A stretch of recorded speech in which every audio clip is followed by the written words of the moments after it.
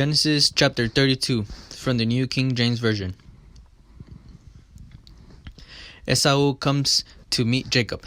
So Jacob went on his way, and the angels of God met him.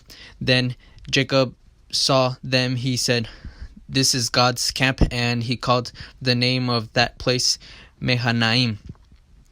Then Jacob sent messengers before him to Esau, his brother, in the land of Seir, the country of Edom, and he commanded them, saying, "Speak thus to my lord Esau, thus your servant Jacob says, I have dwelt with Laban and stayed there until I have oxen, donkeys, flocks, and male and female servants, and I sent to tell my lord that I may find favor in your sight."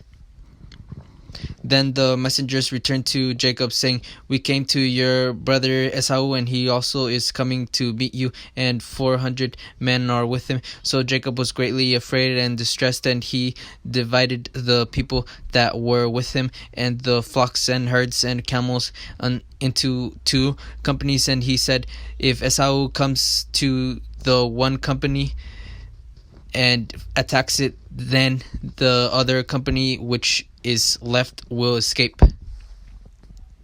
Then Jacob said, "O God of my father Abraham and God of my father Isaac, the Lord who said to me, 'Return to your country and your family, and I will deal well with you,' I am not worthy of the least of all the mercies and of all the truth which you have shown your servant, for I crossed over this Jordan with my staff, and now I have become two companies. Deliver me, I pray, from the hand of my brother,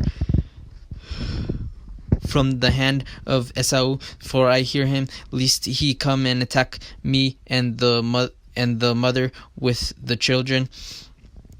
For you said, I will surely treat you well and make your descendants as the sand of the sea, which cannot be numbered or for multitude." So he lodged there that same night and took what came to his hand, and a present for Esau his brother, 200 female goats and 20 male goats, 200 ewes and 20 rams, 30 milk camels with their colts, 40 cows and 10 bulls, 20 female donkeys and 10 fowls. Then he delivered them to the hand of his servants, every drove by itself, and said to his servants, "Pass over before me and put some distance between successive droves." And he commanded the first one, saying, "When Esau my brother meets you and asks you, saying, 'To whom do you belong and where are you going?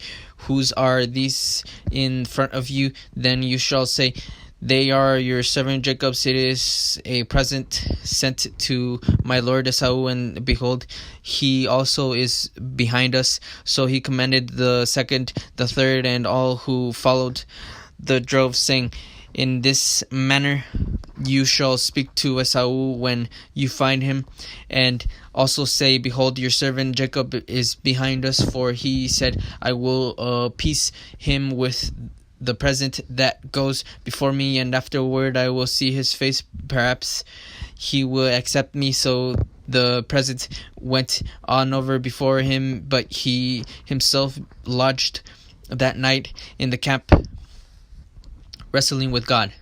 And he arose the night and took his 2 wives, his 2 female servants, and his 11 sons, and crossed over the ford of Jabbok. He took them, sent them over the brook, and sent over what he had. Then Jacob was left alone, and a man wrestled with him until the breaking of day. Now when he saw that he did not prevail against him, he touched the socket of his hip, and the socket of Jacob's hip was out of joint as he wrestled with him. And he said, "Let me go, for the day breaks." But he said, "I will not let you go unless you bless me." So he said to him, what is your name? He said, Jacob. And he said, your name shall no longer be Jacob, but Israel, for you have struggled with God and with men, and have prevailed. Then Jacob asked, saying, tell me your name, I pray. And he said, why is it that you ask about my name? And he blessed him there. So Jacob called the name of the place Peniel, for I have seen God face to face, and my life is preserved. Just as he crossed over Penuel, the sun arose on him, and he limped on his hip.